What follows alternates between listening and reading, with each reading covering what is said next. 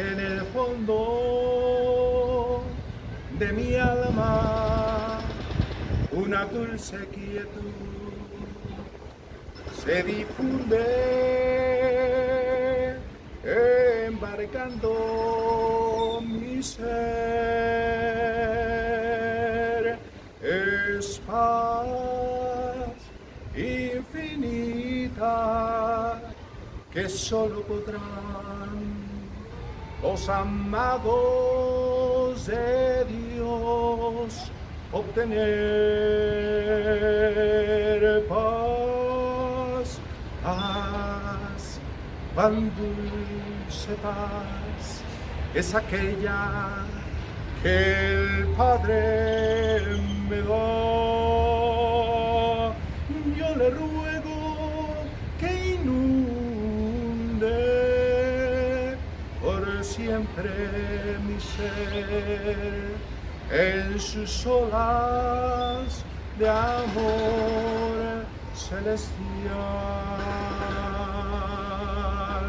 En el fondo de mi alma una dulce quietud se difunde embarcando mi ser. Es paz infinita que solo podrán los amados de Dios obtener. Paz, paz, cuán dulce paz es aquella que el Padre me da. Yo le ruego que inunde por siempre mi ser en sus olas de amor celestial.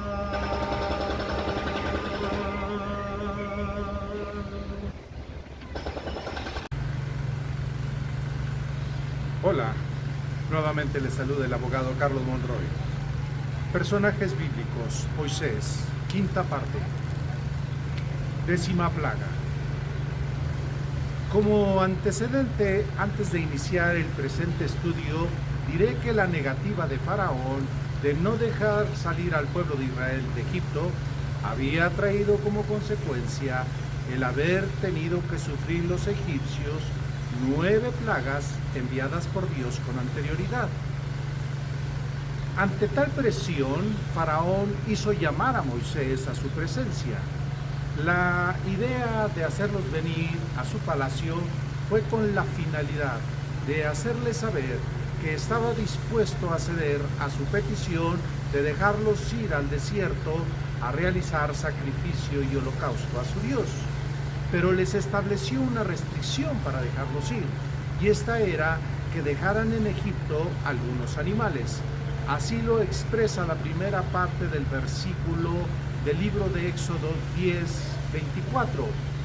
Entonces Faraón hizo llamar a Moisés y dijo: Id, servir a Jehová, solamente quede vuestras ovejas y vuestras vacas.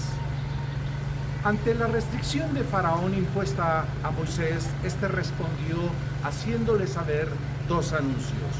Primero, consistía en algo que Faraón nos esperaba, y esto era que tendría que cooperar dándoles animales suficientes para que pudieran llevar a cabo sacrificios y holocaustos a Dios. Esto no se lo esperaba Faraón, ya que estaba permitiendo que salieran de Egipto, pero no se esperaba que ahora tuviera que participar él, teniendo que proveerles animales a Moisés para hacer sacrificios a su Dios. En Éxodo 10:25, y Moisés respondió: tú también nos darás sacrificios y holocaustos que sacrifiquemos para Jehová nuestro Dios. Y el segundo anuncio consistía en que por ningún motivo aceptaría el condicionamiento de dejar en Egipto ganado alguno, sino que se lo llevaría todo con ellos. Así en Éxodo 10:26 dice: nuestros ganados irán también con nosotros, no quedará ni una pezuña, porque de ellos hemos de tomar parte para servir a Jehová nuestro Dios, y no sabemos con qué hemos de servir a Jehová hasta que lleguemos allá. Ante tal noticia, Faraón se encendió en ira y le declara a Moisés que no volverá a ver su rostro, y lo amenaza que si lo llegara a ver, le quitaría la vida. Con esto, obviamente, está Faraón tomando una actitud de romper cualquier trato que se pudiera tener con Moisés. Está ante una actitud como las anteriores. Leemos en Éxodo 10:28 y 29, y le dijo Faraón: retírate de mí, guárdate de que no veas más mi rostro, porque en cualquier día que vieres mi rostro, morirás. Versículo 29, y Moisés respondió: bien has dicho, no volveré más a ver tu rostro. Pareciera que con estas palabras Faraón lo que quiso fue intimidar a Moisés, asustarlo, diciéndole que aun si lo volvería a ver, estaría por quitarle la vida a Moisés. Moisés obviamente no se intimidó. Repitamos el versículo 29. Y Moisés respondió: bien has dicho, no veré más tu rostro. Casi pareciera que Moisés le dice: me da igual ver tu rostro o no verlo.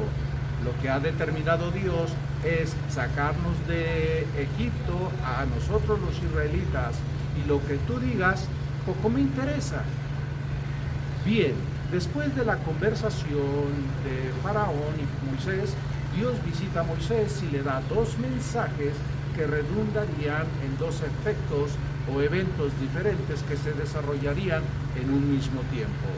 El primer anuncio consistía en decirle que enviaría una última plaga y que sería motivo para que Faraón no pudiera nunca más interponerse a los israelitas en dejarlos salir de Egipto.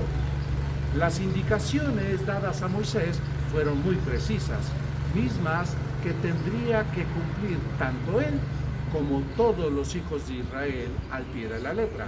Así encontramos en el libro de Éxodo 11, 1, 4, 5 y 6.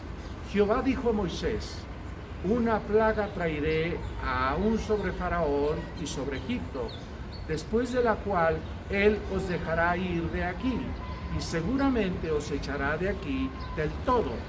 Versículo 4. Dijo pues Moisés: Jehová ha dicho así: a la medianoche yo saldré por en medio de Egipto. Versículo 5. Y morirá todo primogénito en tierra de Egipto, desde el primogénito de Faraón, que se sienta en el trono, hasta el primogénito de la sierva que está tras el molino, y todo primogénito de las bestias, y habrá gran clamor por toda la tierra de Egipto, cual nunca hubo ni jamás habrá.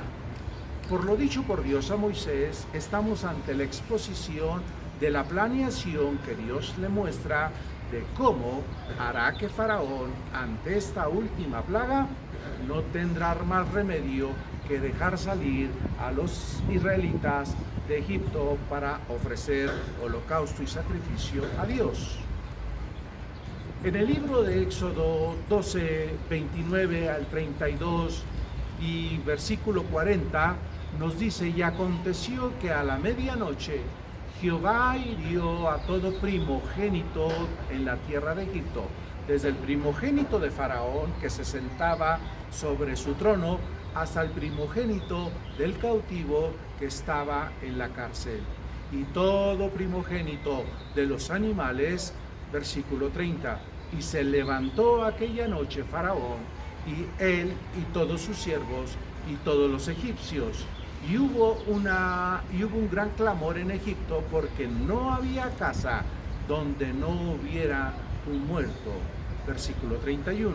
E hizo llamar a Moisés y a Aarón de noche y les dijo: salid de en medio de mi pueblo, vosotros y los hijos de Israel, e id, servid a Jehová como habéis dicho. Versículo 32. Tomad también vuestras ovejas y vuestras vacas como habéis dicho, e idos y bendecidme también a mí. Versículo 40. El tiempo que los hijos de Israel habitaron en Egipto fue 430 años.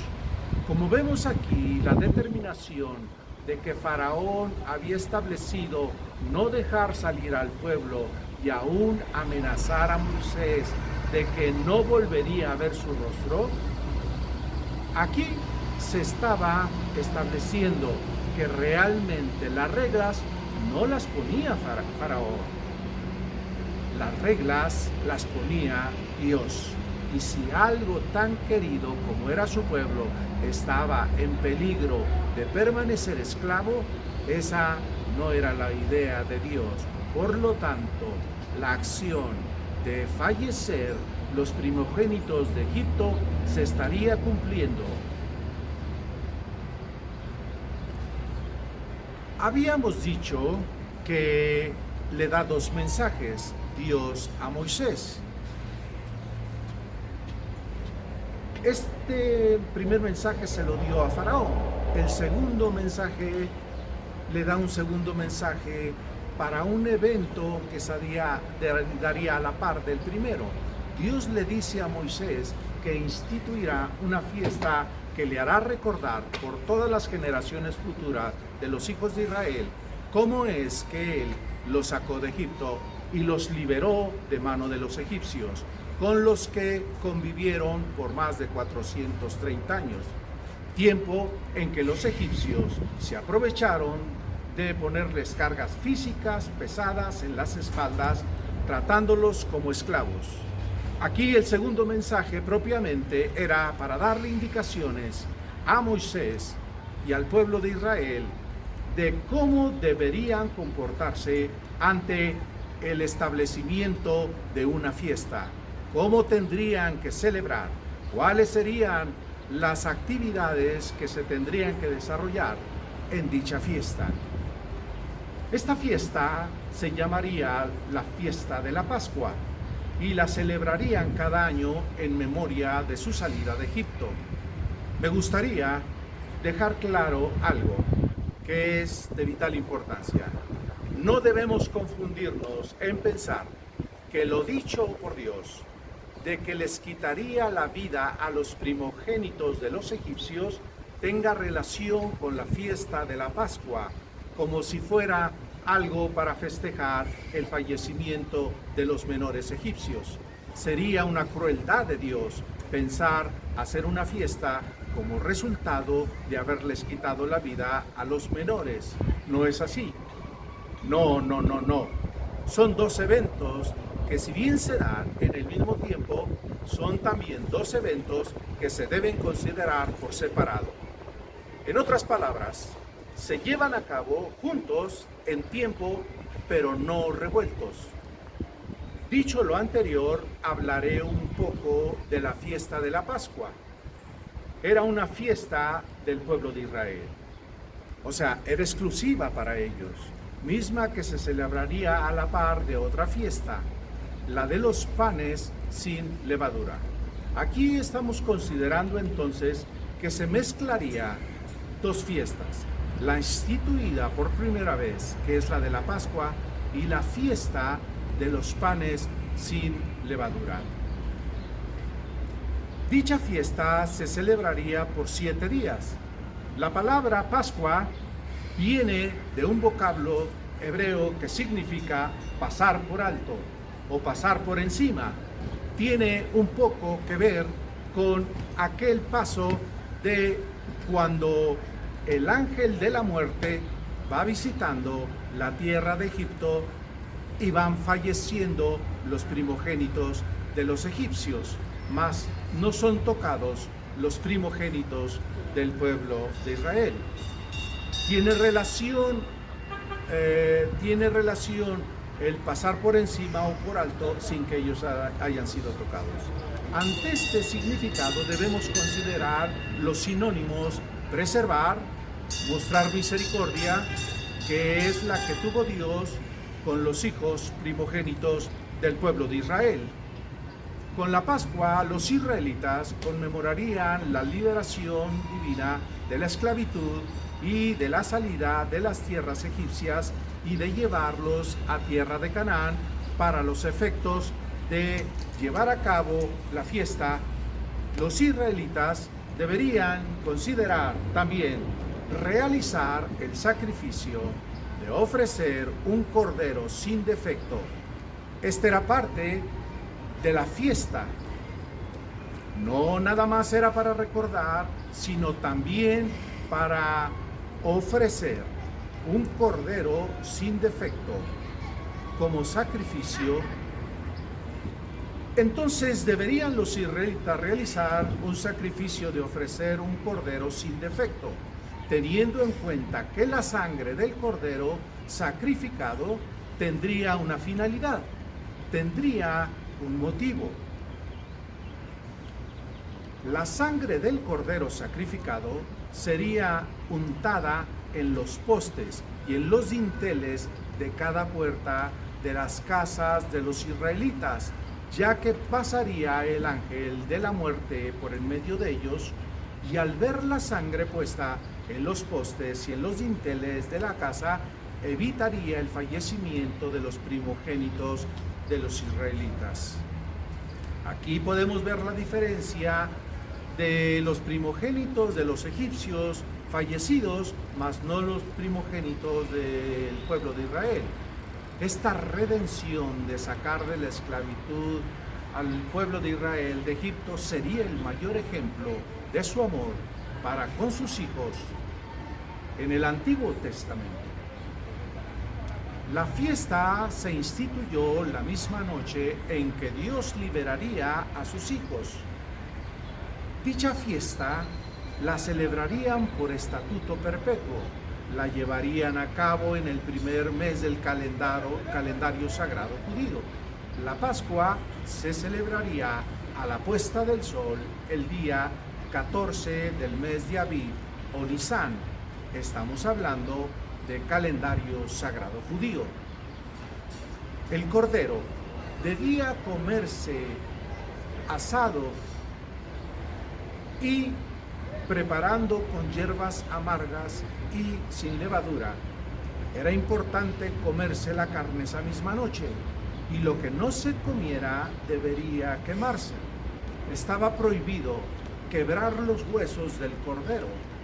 Se estableció que el padre de familia es quien llevaría en cada familia la celebración de la Pascua, y en dicha celebración el padre de familia recalcaría la grandeza de Dios y la forma majestuosa de cómo sería o fueron liberados los israelitas de Egipto. En el libro de Éxodo 12, 1 al 18. Moisés y Aarón en la tierra de Egipto diciendo, versículo 2: Este mes os será por principio de los meses. Para vosotros será este el primero de los meses del año. Versículo 3. Hablad a toda la congregación de Israel diciendo, en el 10 de este mes, tómese cada uno un cordero según las familias de los padres, un cordero por familia. Versículo 4. Mas la familia, si fuere tan pequeña que no baste para comer el cordero, entonces él y su vecino inmediato a su casa tomarán uno según el número de las personas, conforme al comer de cada hombre haréis la cuenta sobre el cordero. Versículo 5. El animal será sin defecto, macho de 1 año. Lo tomaréis de las ovejas o de las cabras. Versículo 6.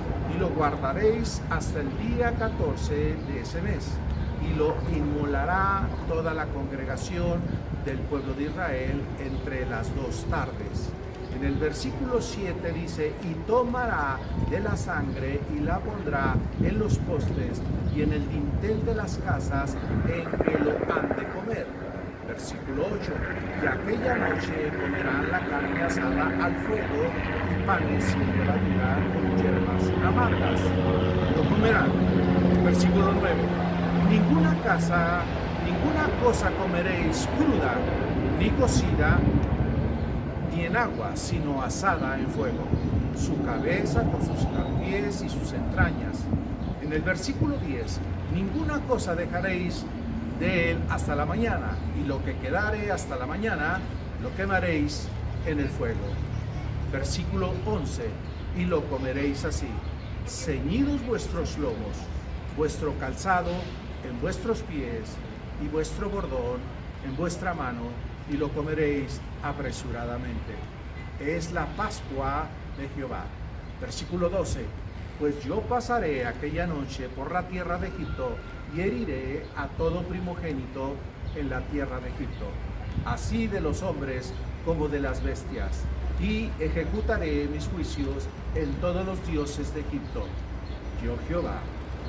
Versículo 13, y la sangre os será por señal en las casas donde vosotros estéis, y veré la sangre y pasaré de vosotros, y no habrá en vosotros plaga de mortandad cuando oyera la tierra de Egipto. Versículo 14, y este día os será en memoria, y lo celebraréis como fiesta solemne para Jehová durante vuestras generaciones. Por estatuto perpetuo lo celebraréis. Versículo 15, 7 días comeréis panes sin levadura, y así el primer día haréis que no haya levadura en vuestras casas, porque cualquiera que comiere leudado desde el primer día hasta el séptimo será cortado de Israel. En el versículo 16, el primer día habrá santa convocación, y asimismo en el séptimo día tendréis una convocación. Ninguna obra se hará en ellos, excepto que preparéis lo que cada cual ha de comer. En el versículo 17, y guardaréis la fiesta de los panes sin levadura, porque en ese mismo día saqué vuestras huestes de la tierra de Egipto. Por tanto guardaréis este mandamiento en vuestras generaciones por costumbre perpetua. Y en el versículo 18 dice, en el mes primero comeréis los panes sin levadura, desde el día 14 del mes por la tarde hasta el 21 del mes por la tarde. Aquí estamos viendo claramente cómo se dan la forma de cómo se debería celebrar la fiesta, los cuidados que deberían considerar de no romper lo establecido para la fiesta. Esto era de vital importancia, darle un seguimiento tal cual Dios les había dicho. Esta fiesta tendría un significado a futuro en el Nuevo Testamento. Recordemos que la Biblia se enlaza entre acontecimientos que suceden en el Antiguo Testamento con acontecimientos que se dan en el Nuevo Testamento. Un ejemplo de esto, podemos ver cómo Adán y Eva, cuando estuvieron en el huerto del Edén, cayeron de la gracia de Dios por haber desobedecido el mandamiento de no comer del fruto que se les había prohibido, de haber comido del fruto que se les había prohibido. La relación en el Nuevo Testamento nos las hace ver Dios cuando, para restaurar esa relación rota en el tiempo de Adán y Eva con Dios, aparece en escena el Hijo de Dios, Jesucristo, que viene a restablecer ese camino roto por Adán y Eva para estar delante de la presencia de Dios. Lo viene a restaurar, a restablecer Jesús, siendo el camino al Padre. La verdad de las cosas como debería ser y como deberían hacerse. Y la vida restablecida o restaurada, misma que se había roto al haber tenido Adán y Eva, la ofensa hacia Dios. Un camino que dejó muerte. La vida se restablece a través de Jesús. Con eso estamos viendo pues cómo hay una relación entre acontecimientos del Antiguo Testamento y el Nuevo Testamento. Pues bien, esta fiesta tendría un significado a futuro en el Nuevo Testamento, ya que sería un tipo de sacrificio que Jesús hizo al ofrecerse como el Cordero Pascual que quitaría el pecado del mundo. Ese tipo de sacrificio que hicieron los israelitas ahora se convertía, se representaba ya no como el tipo, sino como la realidad de el Hijo de Dios ofreciéndose como el Cordero Pascual.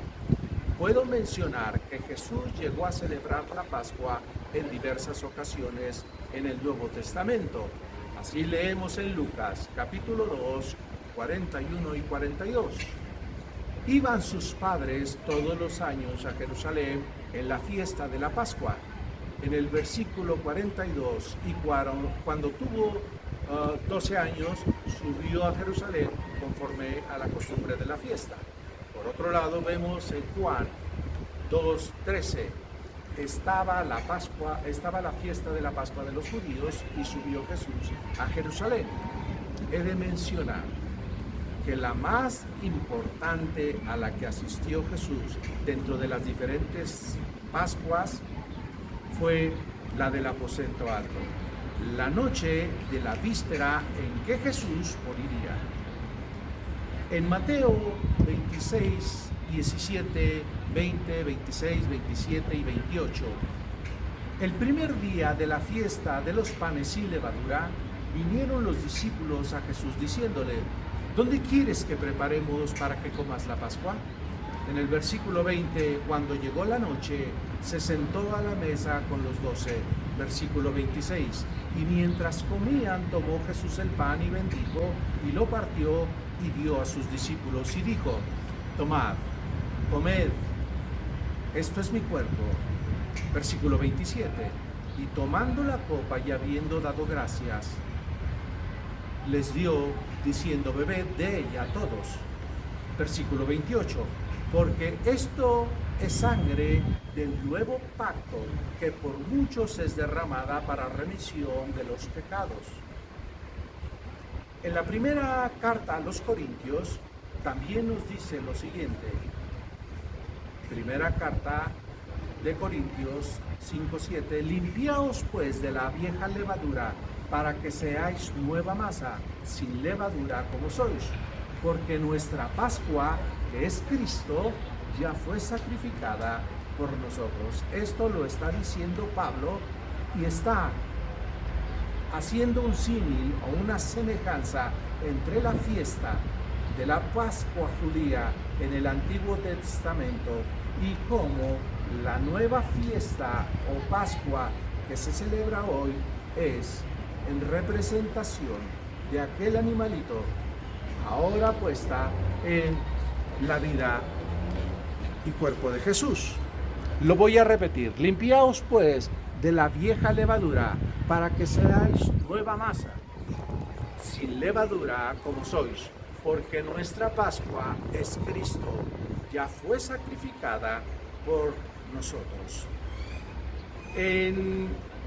Cuando estamos oyendo esta carta, podemos identificar que así como se sacrificó en el Antiguo Testamento un cordero sin defecto, Jesús viene a cubrir el lugar de dicho cordero, o toma el verdadero lugar de un cordero, y se presenta como el Cordero de Dios, como el Cordero Pascual.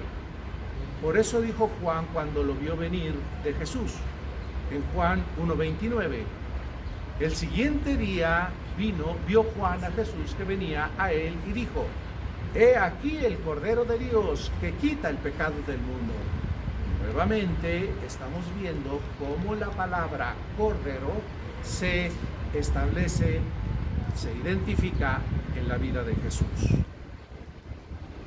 Cuando Jesús menciona el pan y el vino en el aposento alto, establece para los cristianos lo que llamamos la Cena del Señor, y podemos relacionar que esta es la que relacionamos con el evento de la Pascua.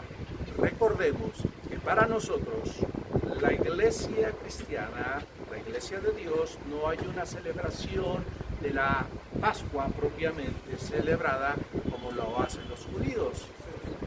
Para los cristianos viene a instituirse un nuevo pacto, y este nuevo pacto se da a través de lo que expresó Jesús en la cena previa a su fallecimiento, y en donde se estableció para nosotros, la iglesia, una fiesta, un recordatorio de cómo ahora ese cordero en Jesús era como su sangre y su carne representaban las dos cosas. La sangre de aquel cordero en el Antiguo Testamento, ahora con la sangre de Jesús en un nuevo pacto. Y el cuerpo de Jesús como el pan, ese pan sin levadura, ese pan que no tenía ningún otro ingrediente.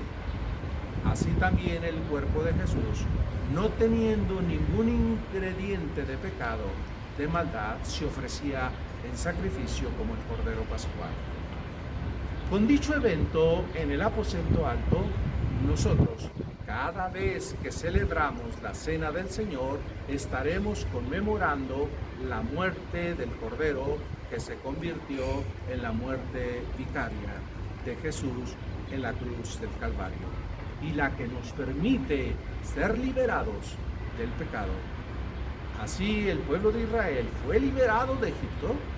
Nosotros, al tiempo del Nuevo Testamento y de los tiempos actuales, todos aquellos que recibimos el perdón de pecados, si somos limpios con la sangre del Cordero, también estamos siendo liberados del pecado, liberados de la muerte, liberados de la condenación, recibiendo vida eterna. Y así como en Israel entraron a una nueva tierra, también nosotros entramos a una novedad de vida, teniendo a Jesucristo, aceptándolo en nuestro corazón. Entonces vemos que ya que su sangre nos cubre y nos quita dicho pecado, y por consiguiente nos da la salvación y la vida eterna.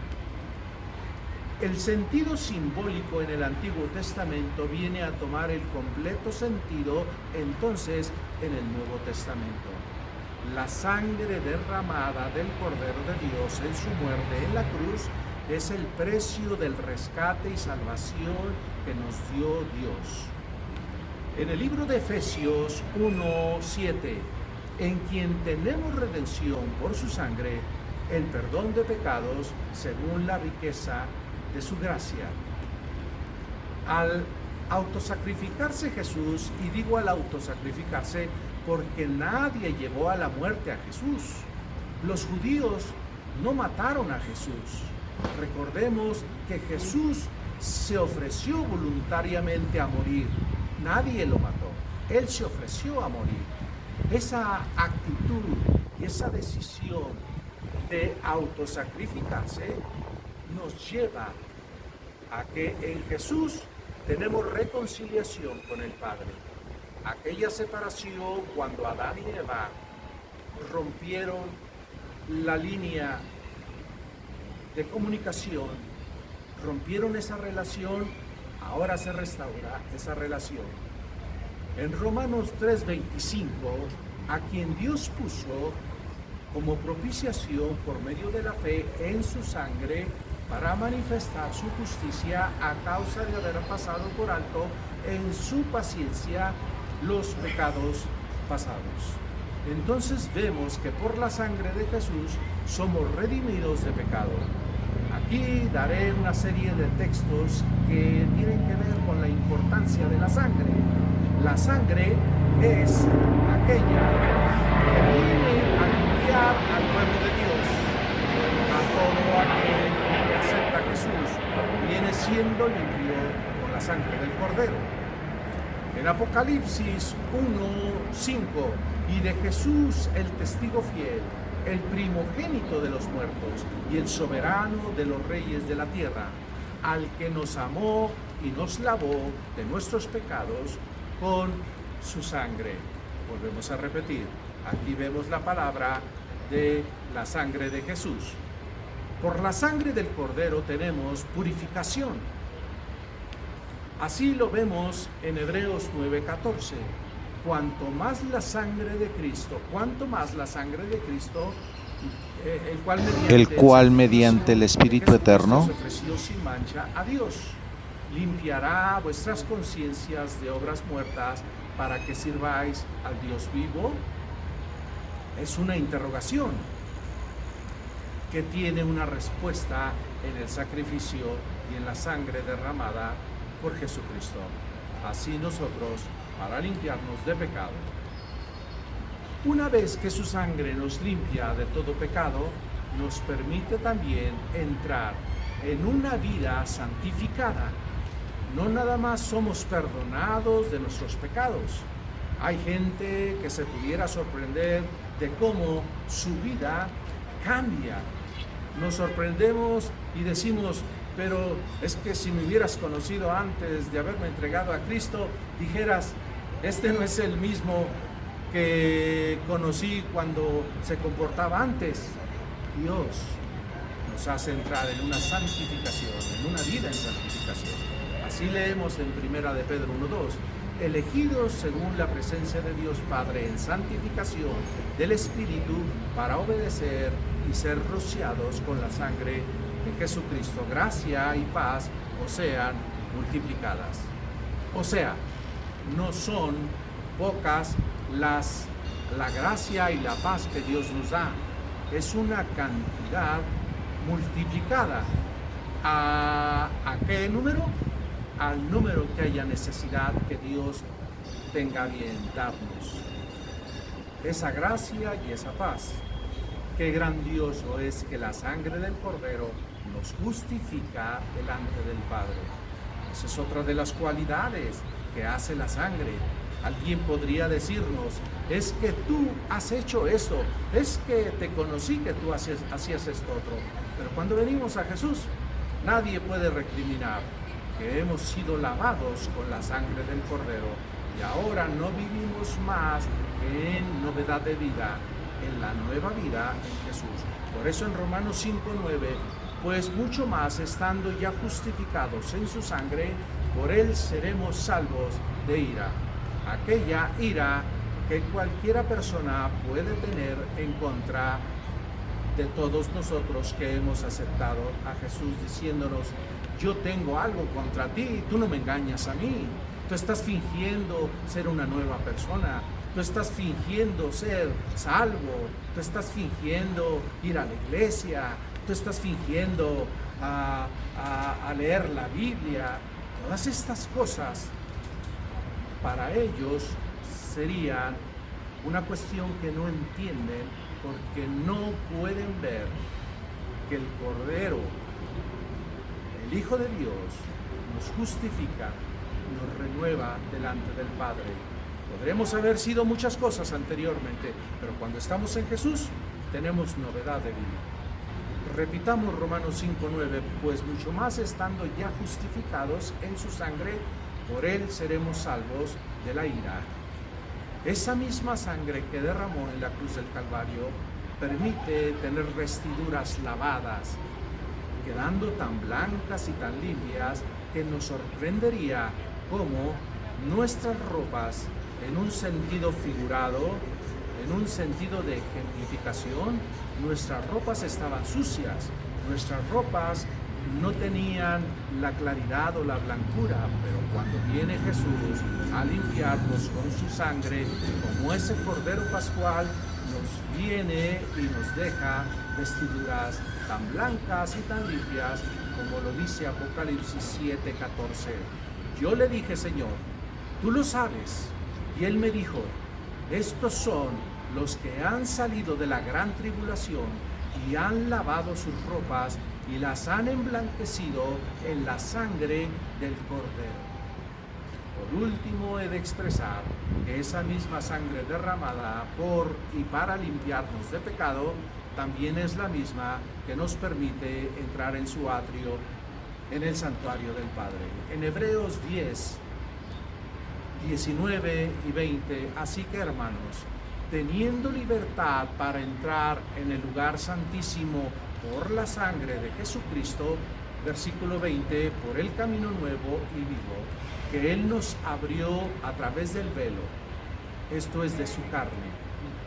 Aquí nada más utilizaré un poco de tiempo para explicar esto. En el Antiguo Testamento había en el tabernáculo del templo que los israelitas llevaban a través del desierto un lugar dividido en lo que es el santuario, el lugar santo y el lugar santísimo. En el lugar santísimo no entraba más que el sumo sacerdote para hacer sacrificio una vez al año. Entraba al lugar santísimo. Cuando Jesús muere en la cruz, nos habla la palabra de que un velo se rompió, y ese velo representativamente rompe la división que había entre el lugar santo y el lugar santísimo, donde entraba una vez al año el sumo sacerdote. Entonces ese velo se rompe y se tiene acceso simplemente por romperse a ver hacia el lugar santísimo, cosa que en el Antiguo Testamento ni siquiera se podía asomar, ni siquiera podía entrarse a acercarse y echarle una mirada a escondidas. Nada más poderse asomar era imposible, era motivo de tener un problema. Cuando Jesús muere en la cruz, el velo del templo, dice la Biblia, que se rasga, y simbólicamente ese rompimiento también a nosotros nos permite no tener limitaciones, sino tener acceso a la presencia de Dios, al lugar santísimo. Veamos 10, 19 y 20. Así que hermanos, teniendo libertad para entrar en el lugar santísimo por la sangre de Jesucristo, por el camino nuevo que Él nos abrió a través del velo, esto es, de su carne. Hoy le habla el Padre Eterno y le dice que ponga en el dintel de la puerta de su corazón la marca de la sangre de Jesús, quien nos ofrece salvación y vida eterna. Si dejamos que la sangre del Cordero esté en nuestras vidas limpiándonos, téngalo por seguro que como el pueblo de Israel estuvo protegido del paso del ángel de la muerte para que los infantes israelitas no murieran, nosotros también estaremos seguros y protegidos en las manos de Dios y en su sangre, si desea que esa sangre...